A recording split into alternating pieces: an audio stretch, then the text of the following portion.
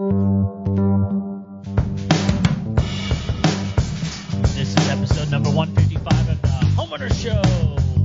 Whether you're a DIY or looking to hire, we're here to help you find the best information and options for you and your home. My name is Kevin Hackett, and here with me is Greg Williams. Hello, and welcome to the Homeowners Show. We're glad that you could join us for another live episode of the Homeowners Show. Welcome to the Homeowners Show studios. How you doing, Kev? I'm doing fine. Doing fine? Yep, Just fine. just fine. Can we raise it up a notch or two? It's been a long day. Yeah? Yep. I love it. Took it out. Took it out. It snuck up on me, A little bit too late. but I took care of it. That's okay. No, I'm good. Just a little bit tired, and been recently doing some lawnscaping. Some lawnscaping. Yeah. Well, I was home for a bit. Uh-huh. Had some infectious diseases around my house. Right. Otherwise known as children. Yeah, that's true. For a couple of weeks, and so couldn't really go anywhere for a little while, so I was fine. But I decided to take the opportunity, since I've been gone so much this summer, to kind of weed some beds in my yard. But we're still dealing with the freeze. What do you mean you're still dealing with the freeze? Well, because we got some big bush things that died during the freeze. So you're having to dig them out now? I got to do something with it. Well, this is your fault at this point. I mean, how many months ago was that now? Well, yeah, but see, here's the thing. There are people like your mother and other people who are like, just give it some time. Maybe it'll come back. See what happens. Yeah, maybe it'll come back. Well, this stuff is not coming back. And honestly, it's for the best. I don't know what it is. Someone told me the name of it, and I hate this stuff so much that I was like, you were kind of glad it was gone. I'm so glad it's gone. But it's one of those things that, like, now I got to figure out what to do. First of all, I got there's massive stumps here because it's some sort of a bush thing. Yeah. But the stump is huge.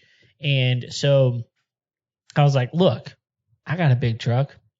I'll just yank those things out. Oh, no. So that never goes well.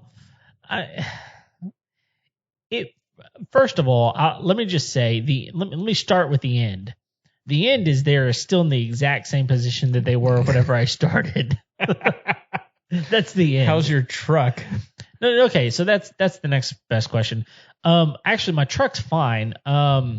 The strap that I was using to didn't make it. No, it had seen better days. Had to throw it away, but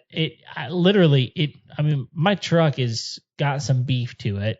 Sure. And it didn't even budge. So I asked my so there's a guy that comes and does lawn work of like 2 or 3 houses around mine. And I saw him the other day, and I was like, hey, what would you charge me to take those stumps out? Because I started using like a pickaxe and a shovel and trying to figure out, okay, what do I got to do to get this thing out of here? And after about 30 minutes of work, I was done because I got nowhere. And so he said, there's 3 of them, $20 a piece, $60. I was like, when can you do this? Yeah. $60 is worth every bit of that, if not more. So anyway, still dealing with the freeze, and I've got these stumps that he still hadn't come and gotten, but they like separate my house from the next door neighbor's house too. And so I'm like, we're talking to them the other day. It's like, well, we could like take this bed back and just make it grass. And they're like, whatever you want to do, we like you. So anyway, that's what's been going on in my life. Lawnscaping. So has he come and done it yet? No, he hasn't done it yet. Okay. But he told me it might be a couple of weeks, and this was like a week ago. So I'm still waiting on it to happen, but I know that it's got to happen at some point. I mean, they're dead. But I mean, some of this stuff has big, massive root structures, and I don't know. Because it's been there since like 1972. I hate it too. Absolutely hate it. I hate it when it's alive, and I might hate it more when it's dead. because I can't get it out. Now I got to pay someone. It's worth it. Can you? Well, I'm not gonna. I don't think you should do anything unethical or environmentally unsound. Well, I mean, I did think like there are ways to like help it rot quicker. Right. Yes. But none of them which we recommend on this show. No. Well, because what might happen is a tool time episode of, something blowing up. Sure. And we don't want to do that because Tim the Toolman Taylor would probably. We'd get a fun story out of it. It would be, and I don't really want to pay for the aftermath, so I'd rather pay the $60 for this guy to come do it, and now just gotta wait for him to do it. $60 is cheap.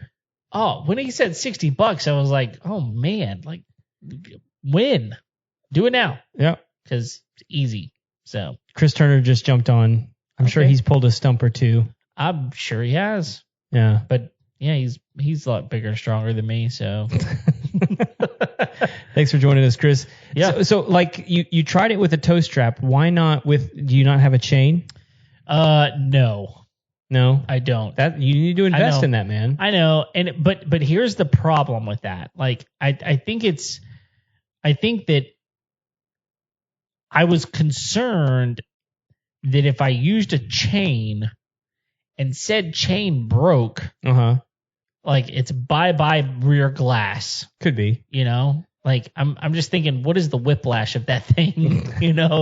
Pulling. I don't know. So I don't know if I'm brave enough to do it that way. I've rarely met a stump that can withstand a good chain. Yeah. Now, if you bought a cheap chain, for sure, like it'll bust out your back. But you got to spend some good money to get a good chain. And I'm going to $60, man. I can't buy a good chain for $60. I haven't priced a chain in a while. I mean, I went to Lowe's and I was looking at some of their big chains. And, you double it up, but you got to buy enough. And you want plenty of it. Yeah. It was probably going to cost me well over $100 to get a good chain. Yeah. Yeah. And I was like, it might be worth it, but no. Well, and that's actually something I think a lot of people don't realize is when you hire somebody to work on your home, I don't think most people realize that a lot of the equipment that they're using, they have spent more money on that equipment than what they're probably charging you to do that job. Yeah. Oh, I would completely agree. And so, that's one of the things you have to take into account. You got to take into account, okay, they're using, you're not having to do the work. And they're using equipment that they've got to pay for. Yeah. And they got to do maintenance on. And, they're liable if they throw their back out type of thing. That is assuming you did get a reputable company to come do the job. For sure. Right? That they've licensed and bonded. Yeah. Like they should be. Yeah. So speaking of reputable companies, Southern Lux just joined in. They said, yo, guys. What yo, right back at you, Southern Lux. Yeah. So Southern Lux is with Chris Turner over there. So like if you guys are looking for some home improvement guys, maybe build you a good barn dominium. Those are the guys to reach out to. Have you seen some of the stuff they're doing? No. Dude, it's awesome. I mean, I know he does good work. So, but I've not seen any of it. They need to send us some pictures and we'll put them up for them. Well, I think Chris was like back on like episode like 20 or something like that. Yeah, it's been a while. It's been a minute. It's been a minute. Yeah, there's no doubt. So go back and find that one. He's a good guy. Yeah, absolutely. So what are we talking about today, Kev? Man, so we're going highbrow. We're trying to figure out some things. I mean, one of the things that we can't do very well is predict what's going to happen in the future. Right. In fact, I would say it's probably one of the greatest human flaws is we can't predict the future. Okay. If we could, a lot of things would be different, right? But we can't. So people do, however, put out their best predictions about things, and who knows what's going to happen. We don't really know. But one of the things that has been crazy over the last year and a half is just real estate. The market for real estate's been crazy. And so we were sitting around going, okay, what do we think is going to happen? So we started doing some research. Hang on. Chris just said that he was on the anniversary episode, which means it was either episode 52 or 104. So it had to have been 52. Yeah, he was early, so it would have been 52 right. for sure. Tell us if it was the 1 year or the 2 year, Chris. So we want to get this straight. We'll link it up in the show notes. Yeah. Well, speaking of, we're coming up on year 3. Year 3. Year 3 is That's coming right. up next month, which is just a few weeks away. So it's kind of cool. Sorry, you were saying eloquent things. Waxing eloquent. That's right. So you found this really great article from the Texas Real Estate Research Center, which is from Texas A&M University, and they have given just a recent press release. What was that, like a week and a half ago, about their predictions for what's going to happen with the real estate market in 21 and 22. And so we were just going to kind of spend some time talking through that. Yeah, and it's important to note that we didn't even know this existed until recently. No, but like the research and the resource that this is, you guys are going to be hearing more from them, from us, from them. So like if you're listening to the show right now and you're not from Texas, yeah, hang in there. Here's why. One, based off the research that we've done, this is the largest real estate research center in the country. Right. And possibly the world. I don't need to go back and check on that. There could be some other ones, but it's definitely the biggest one in the United States. That's crazy. Number 2, Texas real estate is upstream from all the other real estate markets right now. Right. So if you can pay attention to what's happening in Texas, it's probably what's going to be happening in 23 and 24. In other places. Right. Yeah. Yes. So I mean, it's a really great article. And some of this stuff you might go, okay, that kind of makes sense, but they're putting not just their thoughts behind it, right? Right. One of the things we know about Texas A&M is that they do research the crap out of stuff. Yes. So we know that for sure. Like it's if you've never, a lot of people might think if you've never been to A&M. You know, like if you go to, and again, I've never been to like Texas Tech and I've never been to TCU, but I've been to University of Texas. I've been to Baylor. I'm trying to think of some of the other universities in Texas.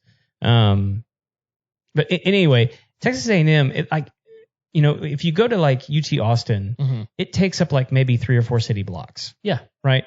Because it's in a metroplex. Yeah. I mean, it's downtown. It's downtown Austin. Right. You go to Baylor, it's a big university, but it doesn't take up much space. Yeah.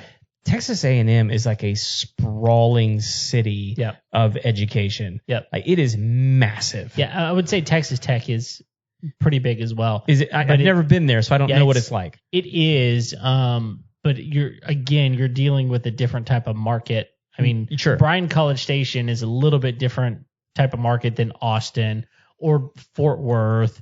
Or, well, I don't know, but I mean, Baylor's not in the biggest market. But either way, they do a ton of stuff there. Right. I mean, they're Aggies, but yeah. I mean, everyone if you like that sort of thing. What? Apparently, there's 2 major universities right now that do. there are, and Texas and OU are trying to like jump ship out of the Big 12. Yeah. Yep. Is that like a confirmed thing? Is it done? Oh yeah. That's so stupid. Yeah, it's definitely done. Well, you're gonna get me on a tangent that we probably don't want to be on. I will say this: I think that the NCAA would love there to be 4 super conferences, and SEC is currently already doing that. Right. So who knows? We'll see what happens. But yeah, no. I mean, one of us in this room has graduated from that university. And it wouldn't be me. And although I have a ring, hey, check that out. I got one. No, it's a different university. But anyway, but yeah, they do a ton of research, and like you said, this is not some small little small town company that's decided to put some research stuff out. I mean, they got some juice behind what they're doing. So we're going to kind of go through this and talk through it and see what happens. Yeah. So let's just start right at the top. So one of their first predictions right off the bat is that supply chain bottlenecks are going to continue. Yeah. And so this has been a problem basically since COVID started. Yeah. There's been no supply. Right. Whatsoever. And so and you can think about this from a lot of different perspectives. And obviously the first one's going to be just like raw materials, wood. Yep. But like if you go back to when COVID began, Do you remember what the first shortage was? Toilet paper. Toilet paper, man. Yeah. And let me tell you something. If you want to shut down a job site quicker than anything, yeah, because the last thing you need is a lack of toilet paper. A lack of toilet paper, right? And like I'm not like I'm joking, but at the same time I'm not. Like you can't have a job site without TP. No. And so like if there's no TP, there's no job happening. Right. And so like again, it's all these things that are like downstream of what's actually happening. So like you could have all the building materials in the world, but if you don't have TP on the job site, you're only going to get guys on the work site for like maybe 4 hours, right, at most, right. Because stuff's going to happen. Yeah. Lunch will be eaten. Yeah. Burritos will be consumed and then immediately returned. Yep. Food trucks will arrive. Yeah. And those food trucks equal need of TP. Yeah, absolutely. Triple ply. Yeah, triple ply. With the aloe. Yeah, it actually comes with your meal. That's right. So, but burrito, yeah, I mean, salsa, TP. That's right. So, you're right. I mean, definitely lumber, but we were even seeing supply with electrical things, and literally anything that needs to get transported by a truck from point A to point B. Just to get to the supply houses, right? They were having a hard time. I mean, you couldn't get people that were willing to drive, and so all of these companies, they were just transport companies. The supply chains were going down, and because of that, it just is going to cause problems with any type of renovation or new home build, new construction, anything like that. Yeah. So well, and like. Even thinking about our interview with Megan Anderson, talking about appliances. Yeah, I mean, she was talking about. I think there were some appliances she was saying that were like 6 months out. Yeah, freezers were one of them. In fact, I just actually bought a freezer from them. It was like 2 weeks ago. Did you really? And she said, "Yeah, we'll have to order it. We don't have any in stock, but we'll have to order it." She said. In fact, I thought she said it would be here today, actually, but. What's up, Megan? Where's the freezer? Yeah, what's up? Bring it. I'm ready for I'm ready for the frozen stuff. But it was one of those things that like you can't like. First of all, we weren't able to import for a while from other countries, and a lot of these appliances come from other countries. Then even once you were able to import, you couldn't get it to the supply store. If it's coming from overseas, you need to make sure that freezer doesn't have COVID. That's true. Freezer needs a vaccine passport. I don't know. That's probably what they store the vaccines in. Oh, okay. The freezers. Yeah. Yeah. So I don't know. There's no way it could test negative. Oh my goodness. So either way, we got this supply chain, and they're just basically saying, look, it's going to continue. It's going to continue. Now they're hoping some of the pressure comes off a little bit, but they're saying, look, it's still going to continue. Right. So all right. So moving on. This is one of the uglier ones, but like you had to expect this coming. Yeah. Let's also these are their predictions based off their research. Right. And I encourage everyone to go to their website, which is recenter.tamu.edu. Part of the reason you should go there is just to look at their staff. Yeah. I mean, these guys are deep. Yeah. In professional guys who are all they do is research. Right. So, and these are their collective predictions for the next year. Yeah. Basically. So here it is. Mortgage rates are going to go higher. Yeah, but okay, let's back up for just a minute. The mortgage rates are really low. Right. Historic all-time lows. Never seen them this low before. I mean, getting down in the low twos. I mean, unbelievable. And what it does is it changes people's desire to buy. Yep. Right? But we got a problem with people not wanting to sell because who knows if they can find something to buy. Right. And so, where am I going to live? Where am I going to live? And so something's got to give here somewhere, and we need a balance. The balance has to come. And I don't know what that balance winds up looking like. Hopefully it's nothing like it was back in the 80s.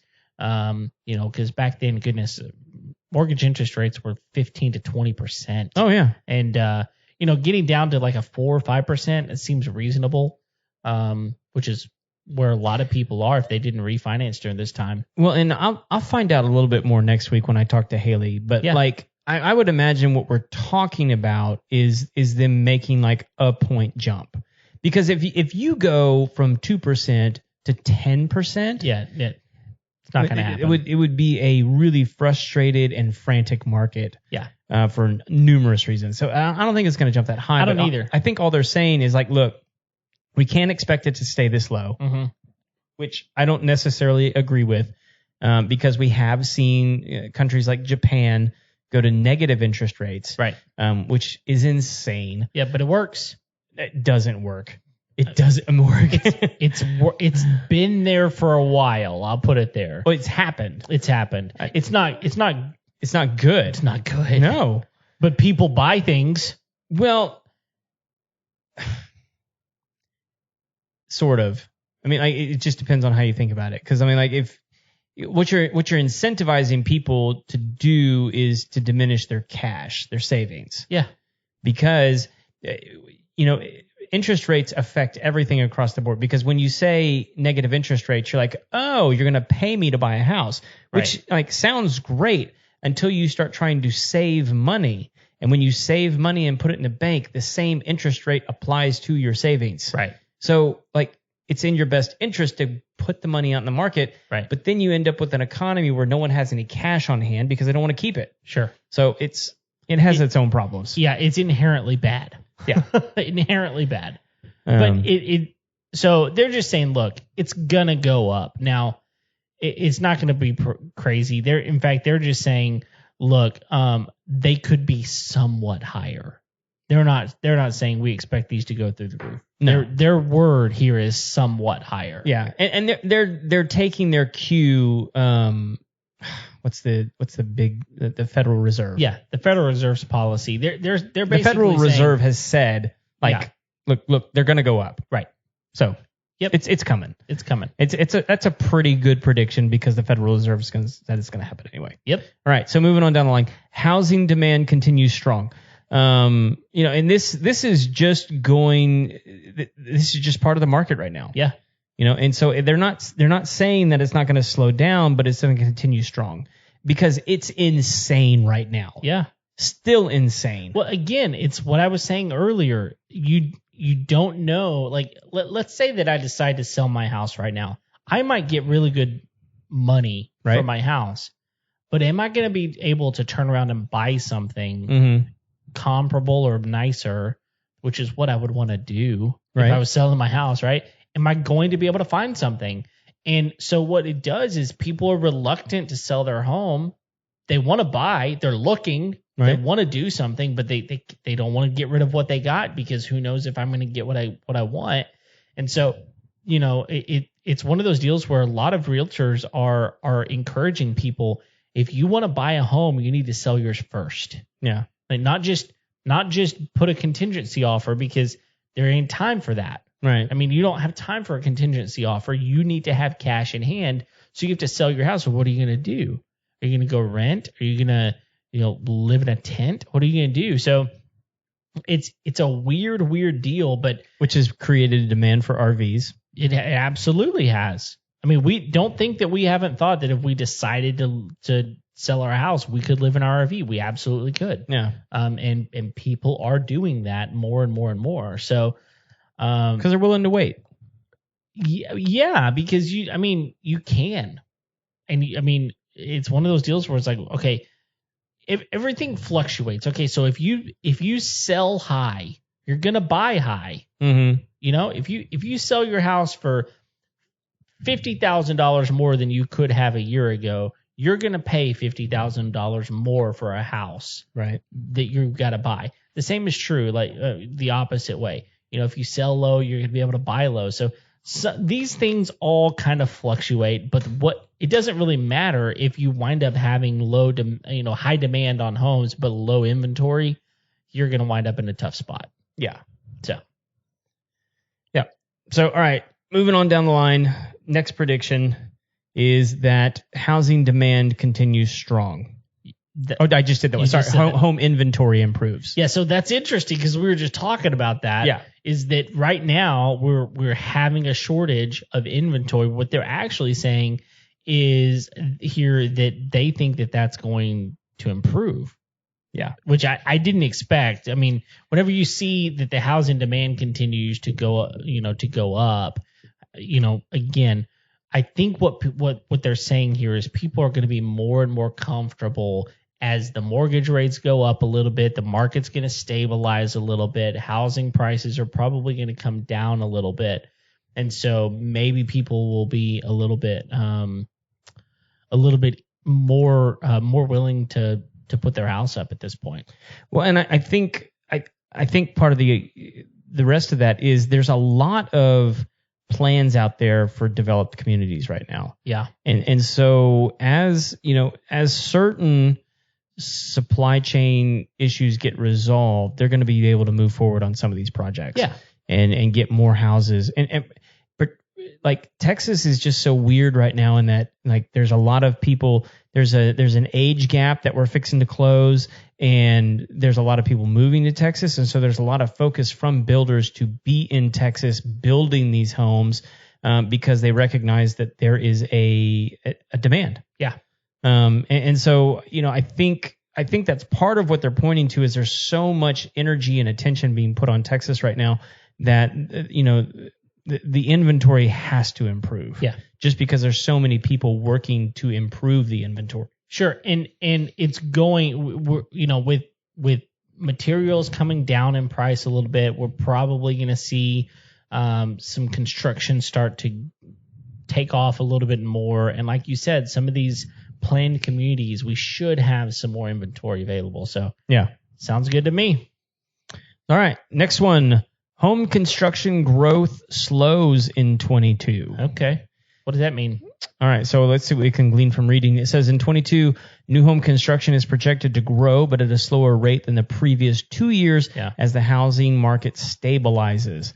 The housing market will move toward a more sustainable long-run path as the pandemic housing market frenzy dissipates. Yeah, so basically what they're saying here is that it's going to continue to grow, but just slower. I mean, it's been kind of crazy. I mean, one of the things that I know you said was in your industry specifically, when with people staying at home more, they're like, hey, I got stuff that could be taken care of, and I'm here, so people that need to come serve me, these service industries, I can hang out here and we can get this stuff done. And so hopefully some of that's going to kind of dissipate a little bit. And with the price of these, lumber and other things coming down, I mean, hopefully it'll continue to grow. Yeah, and I think so. These next two in their list, I think, all tie together. So it says demographics fuel Texas housing demand. The same thing I was just talking about, like the aging millennials. As you get older, you want to own property. Sure. You're in a better financial position to own property, to finance property, and then also the migration from out of state people is going to continue to move in. Yep. And so that's what they're saying is that's what's going to fuel the continuation of the market that we have. But then, like in 22, we're going to see it get more balanced. Yeah. As we sort of plateau between our development, our building, and our demand. Yeah. So, all of these things were that's what's so interesting about this research to me is all of these things are working, hand in glove together, right? They're really in conjunction with each other. When the mortgage rates go up, it actually is going to incentivize some prices of homes to come down. Yep. And whenever that happens, more people are going to be more willing to sell their home so they can get into something. So all of these things are going to be balanced out a little bit over time. And so they're just saying that in the next couple of years, some of this stuff is going to kind of just level out a little bit, right? Yeah. I mean, and it really goes right into that very last one, right? Yeah, the foreclosures absorbed. Yeah. Yeah, so this is an interesting prediction, and it says once forbearance ends in the fall of 21, Even with an increase in delinquencies and foreclosures, the housing market could absorb the foreclosed homes.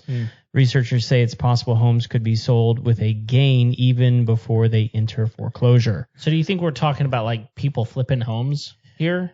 No, I think what they're talking about is people that know that they're going into foreclosure because you have Biden extending the forbearance program. Which we talked about, what, 3 episodes ago, something like that? 2 episodes? Yeah, and he ruined everything that we said by extending it. I know. Which I think, man, like the more you push this out, the worse it's going to be when it comes to a close. I mean, just rip that Band-Aid off, just man. Make it happen. Like you can't, it seems like, well, maybe if I just do this my whole presidency. Come on, man. He's going to be the next person on Come On Man on ESPN. Did you ever watch that? No. Oh, my goodness. He's going to be the next person. But just because stuff like this, like at some point, something's got to give, right? Right. I mean, and they're just saying that at some point people are gonna get wise to what's going on and go like, look, I can unload this now and I can actually do it for a profit. I won't have a foreclosure on my record, so why not just? I mean, like, and people are willing to buy distressed properties at inflated prices. Yeah, and the question that I've got for some of these people is, where are they gonna go? I mean, I don't know. I mean, right now it's hard. A lot of college students are going back to school. And they're finding that, I mean, just not just college students. We talked to some other friends of ours looking for like an apartment. It's hard to find apartments right now. Maybe that's what you do. You go back to school, and eventually you get your school debt forgiven. Just keep living off the. Oh my goodness! I got a call just the other day. It's like, hey, we have a new program that can forgive the debt on your school loans. I'm like, I don't have school loans. Stop calling me. You want to reimburse me? That'd be great. Right. I got plenty of money that I've spent. You want to give them some of that back? Fine. But as for now, you're calling the wrong person. I got some old textbooks. You want to buy those? That's right. Oh, goodness. I think it's going to be interesting to see which of these decide to come true. I actually hope that they all do, because all of this is positive. Yeah, it's a very optimistic prediction list. Yeah, which I'm cool with, as long as it's legit. Yeah, and it's hard to know. I mean, so many things could happen. We have no idea what's going to wind up being real over the next year as far as COVID goes, or who knows, something else might pop up. But at the end of the day, the best we can do is the best we can do. And so what I would tell you is stay true to a lot of the things that we talk about on this podcast a lot, which is take care of your home. If you're going to hire a contractor, hire a reputable company. Ask some of the questions. Like if you've got a service industry person coming to your home to do something, go back and listen to one of our podcasts. I'm sure we've already got one on it. And if we don't, let us know. We'd love to, figure out, what those other industries would be that we need to hit. Yeah. But take care of your home and, don't let it go to waste, man. It's like a valuable lump of coal that could be hard pressed into that beautiful diamond one day. Yeah, that's exactly what I was thinking. I don't know how you knew what I was thinking in my head. So, what have we missed, man? That's it. That's the whole report. If you guys, again, if you want to, we'll link up the whole research article that the Texas Real Estate Research Center put together. It's their 2021 mid-year report on Outlook. So interesting stuff from these guys. We're going to be continuing to watch some of these trends coming down the line over the next year and seeing what happens. And we're going to continue to talk to real estate professionals and lending professionals and people who have their finger on the pulse of what's going on in the housing market to keep you guys up to date. So in that spirit, smash the like button, smash the subscribe button, follow the podcast, subscribe to the podcast, Do all the things. Hit the like button, the love button, all the, whatever. Who cares?